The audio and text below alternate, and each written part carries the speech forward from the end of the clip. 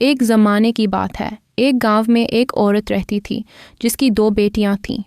بڑی بیٹی کا نام صفیہ تھا، جو بہت نیک دل، محنتی اور اللہ سے ڈرنے والی تھی۔ چھوٹی بیٹی فرجانہ سست اور چالاک تھی۔ عورت اپنی چھوٹی بیٹی فرجانہ سے زیادہ محبت کرتی تھی کیونکہ وہ اس کی سگی بیٹی تھی، جبکہ صفیہ سوتیلی تھی۔ اس وجہ سے وہ صفیہ سے نوکرانی کی طرح دن بھر کام کراتی، جبکہ فرجانہ آرام سے بیٹھی رہتی۔ ایک دن عورت نے صفیہ سے کہا، اے صفیہ، جا دھاگا کاٹنے کے لیے کھجور کے درخت کے پاس بیٹھ اور تکلی سے کام کر۔ صفیہ نے فوراً حکم مانا اور کھجور کے درخت کے سائے میں دھاگا کاٹنے بیٹھ گئی۔ وہ اتنی محنت سے کام کرتی کہ اس کی انگلیوں سے خون نکلنے لگتا۔ پاس ہی ایک طوطا رہتا تھا جو صفیہ سے باتیں کرتا۔ صفیہ اس سے اپنے دل کی باتیں شیئر کرتی اور دعائیں مانگتی کہ اللہ اسے صبر اور نیکی کی راہ پر رکھے۔ ایک دن دھاگا کاٹتے وقت اس کی انگلی سے خون نکلا اور تکلی پر لگ گیا۔ صفیہ نے تکلی کو صاف کرنے کے لیے کنویں سے پانی نکالا، مگر نادانی میں تکلی کنویں میں گر گئی۔ وہ گھبرا گئی اور سوچنے لگی، اب کیا ہوگا؟ اماں بہت ناراض ہوں گی۔ اس نے بہت کوشش کی مگر تکلی نہ نکال سکی۔ روتی ہوئی وہ گھر گئی اور اپنی سوتیلی ماں سے کہا، اماں، تکلی کنویں میں گر گئی۔ ماں نے غصے سے کہا، تم کیوں نہ گر گئی؟ جاؤ تکلی نکالو ورنہ گھر نہ آنا۔ صفیہ روتی ہوئی کنویں پر واپس آئی۔ اس نے سوچا کہ شاید تکلی نیچے ہی مل جائے۔ اللہ سے مدد مانگتے ہوئے وہ کنویں میں کود گئی۔ جب صفیہ نے آنکھیں کھولیں، وہ خود کو ایک سرسبز و شاداب میدان میں پائی۔ سورج چمک رہا تھا، پھول ہر طرف کھلے تھے اور خوشبو فضا میں بکھری تھی۔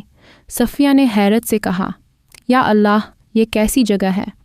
وہ آگے بڑھی تو اسے ایک تندور نظر آیا جس میں روٹیاں پک رہی تھیں۔ روٹیاں گویا بول رہی تھیں، ہمیں نکالو، ہم جل جائیں گی۔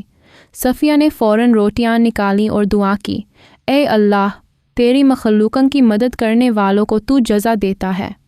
آگے چل کر اسے ایک سیب کا درخت ملا جو بولا، میرے سارے پھل پک گئے ہیں، انہیں اتارو ورنہ وہ ضائع ہو جائیں گے۔ صفیہ نے درخت کو ہلایا اور سیب بارش کی طرح گرنے لگے۔ اس نے سب سیب سمیٹے اور دعا کی، اے اللہ، تیری نعمتوں کا شکر۔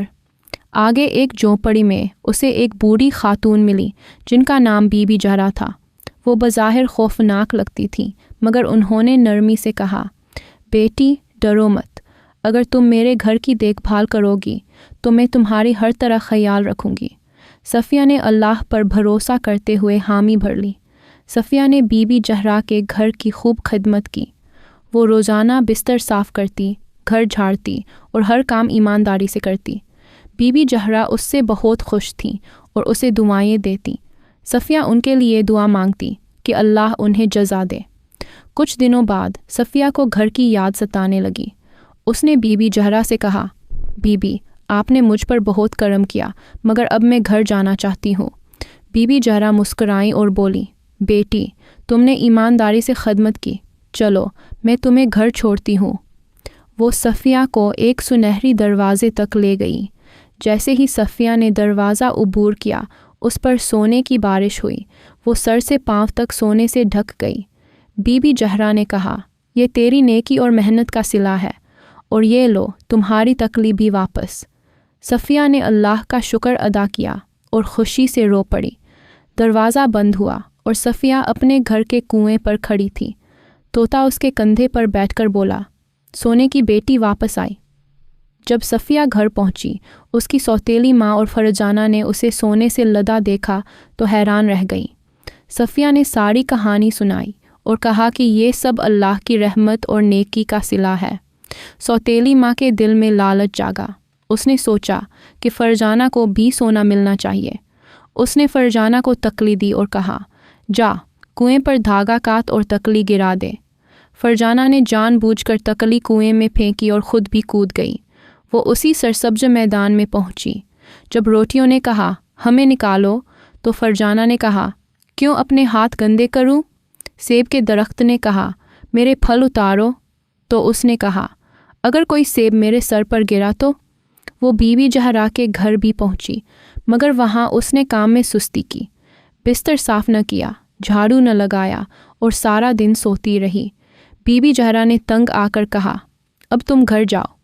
وہ فرزانہ کو اسی سنہری دروازے پر لے گئیں، مگر جیسے ہی فرزانہ نے دروازہ عبور کیا، اس پر سونے کی بجائے کوڑے کی بارش ہوئی۔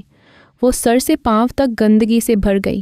بی بی زہرا نے کہا، یہ تیری سستی اور بد اخلاقی کا صلہ ہے۔ فرزانہ گھر پہنچی تو طوطا بولا، کوڑے کی بیٹی واپس آئی۔ سوتیلی ماں اور فرزانہ شرمندہ ہوئیں، جبکہ صفیہ نے اللہ کا شکر ادا کیا۔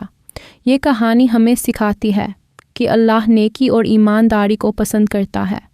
جو محنت، صبر اور نیک نیتی سے کام کرتا ہے، اسے اللہ ضرور جزا دیتا ہے، اور جو لالچ اور سستی کرتا ہے، وہ شرمندگی اٹھاتا ہے۔ ہمیں ہمیشہ اللہ سے ڈرتے ہوئے نیک عمل کرتے رہنا چاہیے۔ ہمیں اپنی رائے کا اظہار ضرور کریں، اور آپ ہمیں بتا سکتے ہیں کہ آپ کس طرح کی کہانیاں دیکھنا چاہتے ہیں۔